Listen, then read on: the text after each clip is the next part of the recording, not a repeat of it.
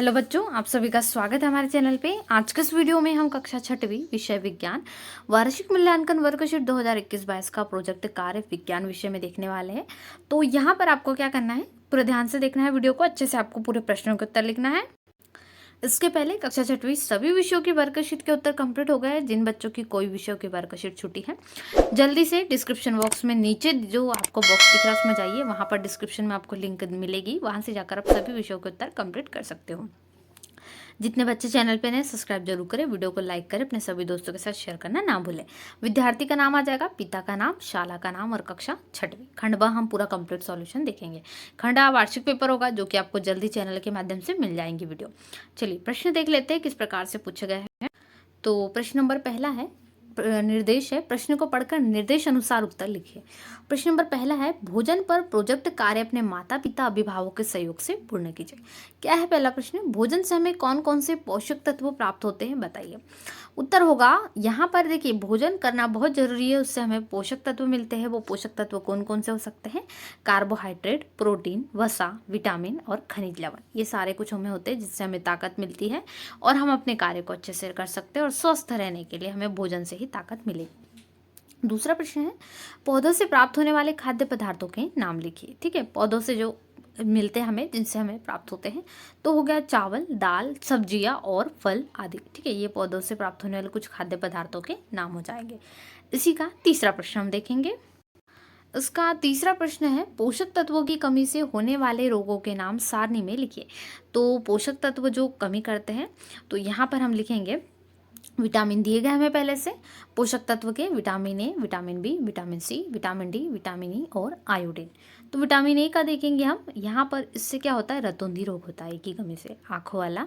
Vitamin B हो जाएगा berry berry रोग, ठीक है, ब से बेरी बेरी रोग। विटामिन सी स्कर भी हो जाएगा, यहाँ पर आपको ध्यान से लिख लेना, ठीक है, वह आएगा। इसके बाद में विटामिन डी, रिकेट्स यानी जो हड्डियों का होता है ना, वो यहाँ पर रिकेट्स रोग आ जाएगा। विटामिन ई, मांसपेशियाँ जो टेढ़ी हो जाती है, कमजोर हो जाती है, तो ये मांसपेशियाँ का कमजोर होना। उसके बाद आयोडीन की कमी से घेंगा रोग, जो गला बाहर आता है वो वाला घेंगा रोग इसमें होता है। तो ये हो गए यहाँ पर पोषक तत्व आपको दिए गए थे, उनसे होने वाले रोग। इसके बाद हम बढ़ेंगे अगले प्रश्न पर। तो हमारा चौथा प्रश्न है, फास्ट फूड और जंक फूड खाने से हमें क्या नुकसान होता है बताइए। तो उत्तर लिखेंगे, फास्ट फूड और जंक फूड खाने से अतिरिक्त वसा, सामान्य कार्बोहाइड्रेट और प्रसंस्कृत चीनी का सेवन बढ़ जाता है, जिससे मोटापा और हृदय रोगों का खतरा बढ़ सकता है, जिसकी वजह से क्या होता है, हम जो है यहाँ पर हमें बीमार भी हो जाते हैं और दिल का दौरा भी पड़ सकता है। ठीक है, तो यहाँ पर आप लिख देंगे, जिससे दिल का दौरा पड़ सकता है, ये हार्ट अटैक हम जिसको कहते हो। जंक फूड बहुत उसमें बहुत सारा मिलावटी रहता है, जो हमारी सेहत को नुकसान पहुंचा सकता है। ठीक है, चलिए पांचवा प्रश्न होगा। तो हमारा पांचवा प्रश्न है, अंकुरित अनाज, रेशेदार फल, सब्जी और सलाद को प्रतिदिन के खाने में शामिल करने से होने वाले लाभ बताइए। तो उत्तर होगा, अंकुरित अनाज, रेशेदार फल, सब्जी और सलाद, इसको प्रतिदिन खाने में शामिल करने से हमारे शरीर को पोषक तत्व प्राप्त होते हैं। शरीर मजबूत, बलवान और रोग मुक्त बनता है, शरीर स्वस्थ रहता है और हड्डियां मजबूत बनती है। तो हमें प्रतिदिन अंकुरित अनाज का और फलों का सेवन ज़्यादा से ज़्यादा करना चाहिए, जिससे हम स्वस्थ रहें। चलिए अगला प्रश्न हम देखेंगे। चलिए अब देख लेते हैं किस प्रकार से आप पीडीएफ को डाउनलोड कर सकते हैं। ठीक है, तो यहाँ पर सबसे पहले आप किस पर आएंगे, गूगल पर जाइए। गूगल पर यहाँ पर आपको क्या करना है, सर्च करना है। क्या सर्च करना है, boardjankari.com। ठीक है, देखिए यहाँ पर आप बोर्ड जानकारी इस प्रकार से लिख देंगे। ठीक है, क्या लिखेंगे, बोर्ड जानकारी। तो यहाँ पर आपको टाइप कर लेना है, गूगल पर जाकर सबसे पहले सर्च कर लोगे तो ये boardjankari.com सर्च कर लोगे तो ये भी, ठीक है, इस प्रकार से भी आप कर सकते हो सर्च, दोनों तरीके से इसको। तो आपको ये सर्च कर लेना है। देखिए यहाँ पर पहले ही नंबर पे आपको साइट दिख रही है, यहाँ पर आपको चले जाना है। यहाँ से आप कक्षा विषयों की, यहाँ से आप पीडीएफ डाउनलोड कर सकते हैं और साथ ही वार्षिक पेपर जो परीक्षा संबंधित है वो भी आप इस प्रकार से पीडीएफ को डाउनलोड कर सकते हैं। तो आपको इजीली सर्च कर लेना है, कुछ नहीं, बस आपको गूगल पर जाकर boardjankari.com सर्च करना है, जहाँ पर आपको सारे विषयों की पीडीएफ डाउनलोड आसानी से कर सकते हैं। सबसे पहले तो कार्बोहाइड्रेट हो जाएगा, इसकी आवश्यकता होती है हमें, जो ज़्यादा ऊर्जा प्रदान करता है, और किससे मिलेगा हमें, चावल और गेहूँ से मिलेगा। शरीर को निरोगी बनाए रखने के लिए हमें किस तत्व की आवश्यकता होगी? विटामिन की। ये हमें कहाँ से मिलेंगे? आम, पपीता और फलों से मिलेंगे। इसके अलावा अस्थि और दांतों का निर्माण करने वाला तो ये प्रोटीन में होता है, जो हमें कहाँ से मिलेगा? चिकन और मछली से मिलेगा। शरीर की वृद्धि में यानी हमारी जो हाइट है उसके लिए भी, बढ़ाने के लिए भी, और तो कौन सा विटामिन कार्य आएंगे इसमें? सारे विटामिन। तो आम, पपीता और फलों में ये हमें मिलेगा। ये हो जाएगी आपकी तालिका पूर्ण। इसके बाद हम बढ़ेंगे आगे।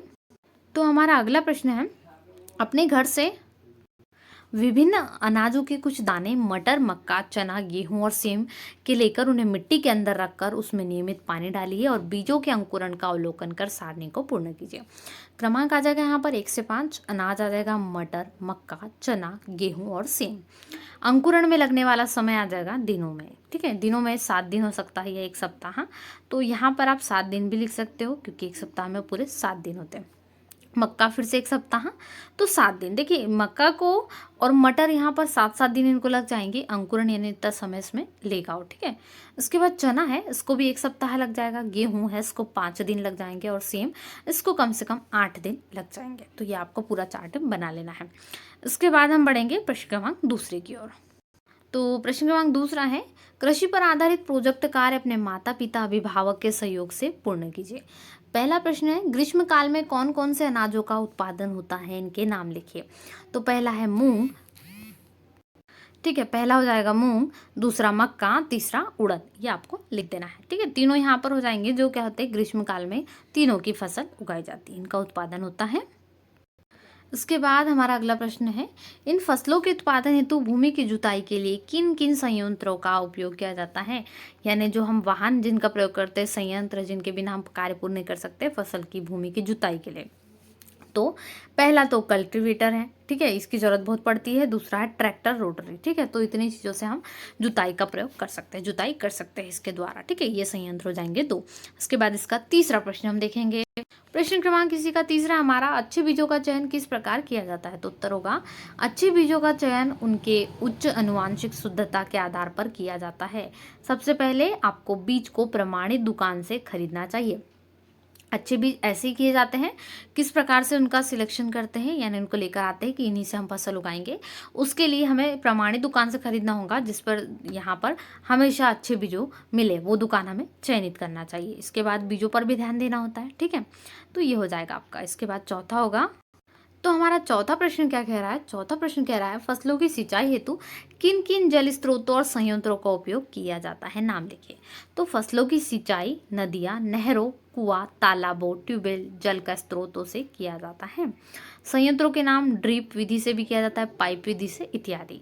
तो यहाँ पर आपको लिख देना है फसलों की सिंचाई। ठीक है, तो यहाँ पर क्या लिखा गया? फसलों की सिंचाई नदियों, नहरों और कुएं, तालाब, इनसे की जाती है। ठीक है, जल स्रोत, ट्यूबवेल, इनसे सभी से पानी लिया जाता है। और संयंत्र हम प्रयोग करते हैं कौन से? यहाँ पर ड्रिप विधि, पाइप विधि द्वारा। ठीक है, ये हो जाएगा। आगे देख लेते हैं। तो हमारे 5वें प्रश्न का जो हमारा अगला प्रश्न है उसका उत्तर होगा, फसल उत्पादन उर्वरक और nitrogen, phosphorus, potash, zinc, urea, DAP इत्यादि इत्यादि, इतने सारे चीज़ों के आपको नाम लिख लेना। ठीक है, इसके बाद हमारा अगला प्रश्न होगा प्रश्न क्रमांक 6वां, फसलों को कीट पतंगों से बचाव हेतु किन किन कीटनाशकों का उपयोग किया जाता है? तो पहला हो जाएगा कीटनाशक प्रोपेनफास, दूसरा हो जाएगा साइपरेथ्रिन। ठीक है, और तीसरा हो जाएगा पॉलीट्रिन इत्यादि। तो ये 3 के नाम आप लिख लेंगे। आगे हमारा अगला प्रश्न बन रहा है 7वां, फसलों की कटाई हेतु किन किन संयंत्रों का उपयोग किया जाता है? उनके नाम लिखिए।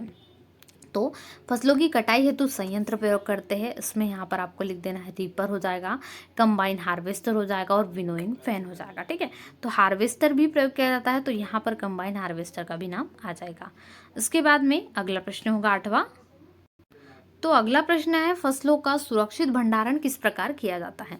तो उत्तर होगा, अनुसंधानों द्वारा यह पाया गया है कि परंपरागत तरीके से अनाज में 10 से 20% तक राख मिलाने से वो खराब नहीं होते हैं, पर आवश्यक है कि राख को छानकर व सुखाकर ही डाला जाए। राख उसकी रगड़ खाकर कीड़े मर जाते हैं और दोनों के बीच की जगह जहाँ हवा हो सकती है उससे क्या कर सकते हैं, वहाँ पर राख आ जाने से हवा नहीं रहती, तो ये भी काम हो जाता है। तो फसलों को इस प्रकार से सुरक्षित भंडारण हम कर सकते हैं। तो बच्चों, आज के इस वीडियो में हमने कक्षा छठवीं विज्ञान विषय की वार्षिक मूल्यांकन वर्कशीट 2021-22 खंड ब पूरा देखा। खंड अ का पेपर भी आपको वार्षिक पेपर हो गए अप्रैल में, उनके भी उत्तर आपको मिलेंगे चैनल पर, तो चैनल को सब्सक्राइब करना ना भूलें। वीडियो को लाइक जरूर करें, अपने सभी दोस्तों के साथ वीडियो को ज़्यादा से ज़्यादा शेयर करें जिससे सभी विद्यार्थियों की हेल्प हो सके।